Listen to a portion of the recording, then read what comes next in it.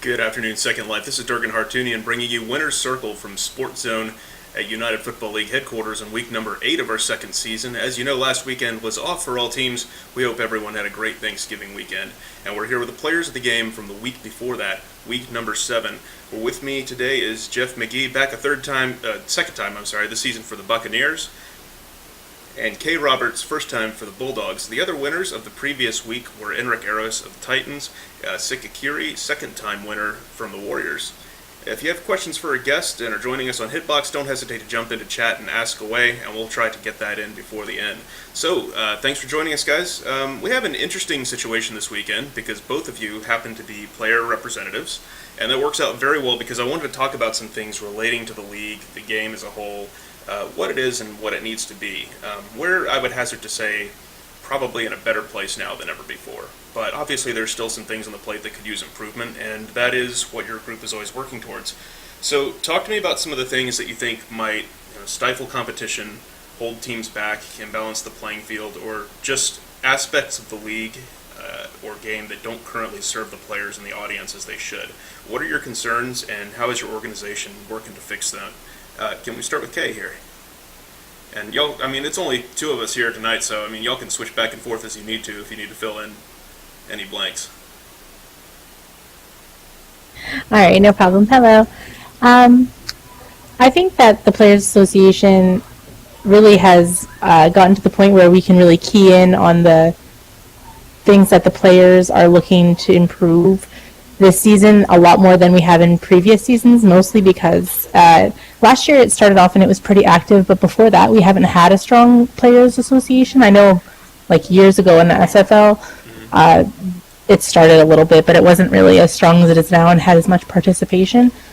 So, we bring things from each of our separate teams, obviously, and then we discuss them as a whole, and then our president, Tom Box, takes our concerns and brings them to the owners. So, I think it's a great outlet for us, and I think it's definitely the best that it's been, as I said, in previous seasons.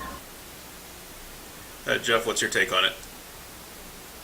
So I've never been a part of it before. Like, this is my first time doing it, but I've been to a few meetings since I was elected player rep, and I think we have a really good thing going. Like, in our last meeting, actually, we, like you said, we were been talking about some things like, okay, what can we look at to like try to help the league out be more competitive, and what are things that we can do from that particular standpoint. And there was one thing that I brought up for my team specifically. We have I thought was a pretty unique situation, but apparently through the talks that we had, it's not that unique, where people have to play certain positions on one side of the ball, and then on the other side of the ball they have to turn around and play a different position that they're at a disadvantage because, for instance, we have a person, Jack Mitchell, he plays cornerback for us. So being that he plays at cornerback, he has to be 8'5". Like, there is no way for you to play receiver and not be at maximum height. Like, you're doing yourself a disadvantage by doing that. Like, because everybody else can catch the ball before you can. Like, so you're relying on the other team being bad for you to catch the ball, like not yourself being good. Like, that's never a good situation to put yourself in. Yeah, so there's that. But then at the same time, we found that playing against the Seahawks last week, if you're 7 foot, you're very clearly faster. And it was really hard for Jack to even ever establish the outside against Odith or Jazzy. And hands down to them, I'm not saying that it's only their speed difference that gets them that advantage. They're very good players in that regard, but there is a definite advantage there in that speed. And one thing that we brought up as at the meeting was, well, okay, the reason that we used to have the no changing shape rule in the league was because people would change shapes in the middle of plays to catch a ball and go back down before anybody would notice that they changed a shape or something like that. But the ball screams at you now. Like, if you go too high or too low, everybody on the field knows. Like, it starts shouting. Everybody on the fan sim would even see a big red thing pop up under your feet. Like, it's instantaneous.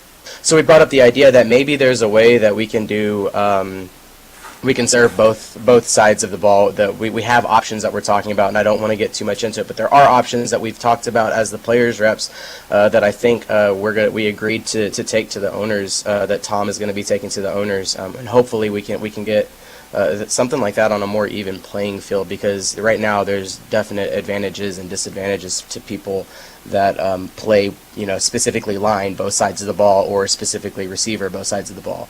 Because to those people it doesn't matter. You can just be short and be fast, or you can be tall and catch everything. It doesn't matter. But if you're one of those people that has to flex, and that happens in a lot of teams because not every team has, so many people that they can just, everybody has a different starting position. We've got to be able to find a happy medium. Yeah, definitely, and it's not even really an option to do that, because you literally can't have enough people signed on your roster to completely staff out a full defense and a full offense and a full special teams and have everything set how you want. So it does require a lot of flexing there. So aside from that, what other issues are y'all working on at the moment? What else is on the plate for the player reps? We've been talking a little bit about working with the owners to try to figure out something with the end zone textures, because a lot of receivers are having problems with there being the same green grass texture in the end zone as there are out on the lines. And the rule is if you go out of bounds, you can't catch the ball if you come back in. So they're getting to the situation where you're watching your quarterback, you're dropping back, but it's the same texture under your feet, and you could go out the back of the end zone and not even realize it, because now there's no, separated substantial end zone texture that changes. Right. So you can clearly notice that you're in the end zone. So, that's been brought up by a handful of teams, and we're hoping that the owners will work with us on that and help us, help our receivers out with the differentiating the regular field from the end zone texture. Definitely sounds like a good way to go with that. Jeff, did you have something else you wanted to say?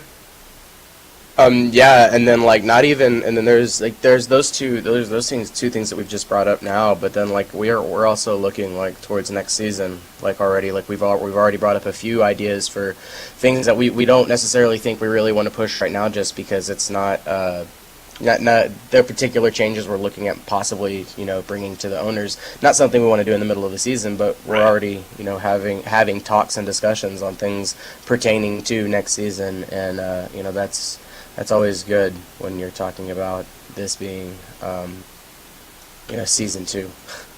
Yeah, definitely. If you can start talking ahead of time about a season 3, and the mythical season 3 we haven't had yet. I was just going to say, with the reputation that Second Life Football has, right? the unicorn that is 3. Exactly. I think we're finally in a spot that we might be able to break the curse at this point. So. But anyway, let's go ahead and get out of the theory here and get back to, if you can dig back and remember the games from a couple weeks ago now. I just want to go back to the challenges in the last game that you each played, and basically how you picked up player of the game, what challenges you had in front of you for that, and how you relied on your team to kind of make that happen. Okay, you want to go first? Sure.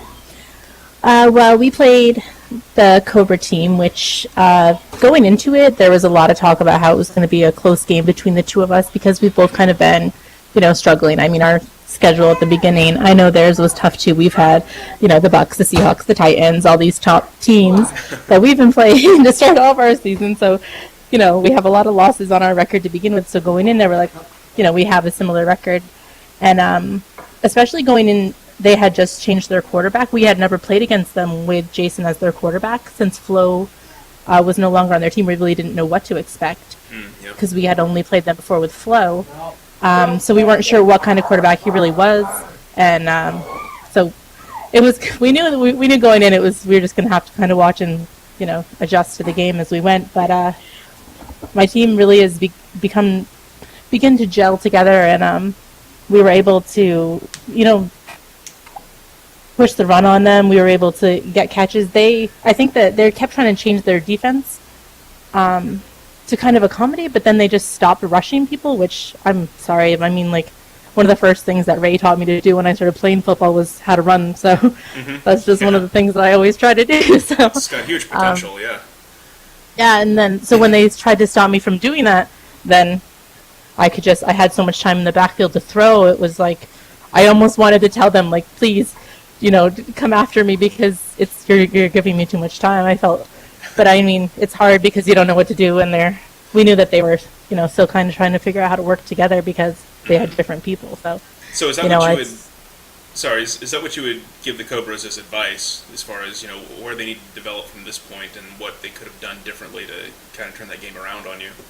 Yeah, I think that them trying to change up the defense, I really think it ended up hurting them because then it was just I had just had too much time in the backfield, which you never want to give the quarterback too much time in the backfield because then I had all day to pick who I wanted to throw to.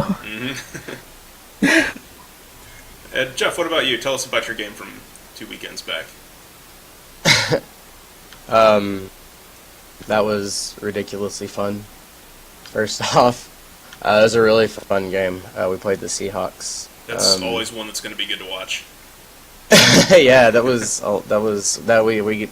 brought us everything that we knew that they were going to. So I guess starting as far as preparation goes, like we know what they're capable of. Like it's a team that Crevin's gonna look for the deep threat. He's gonna toss it, and if you don't cover it, they're gonna catch the wide open balls. Mm-hmm.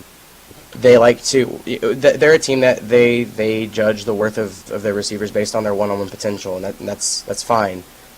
We played on that. We decided, okay, if you want to play one-on-one ball with us, we'll play one-on-one ball with you.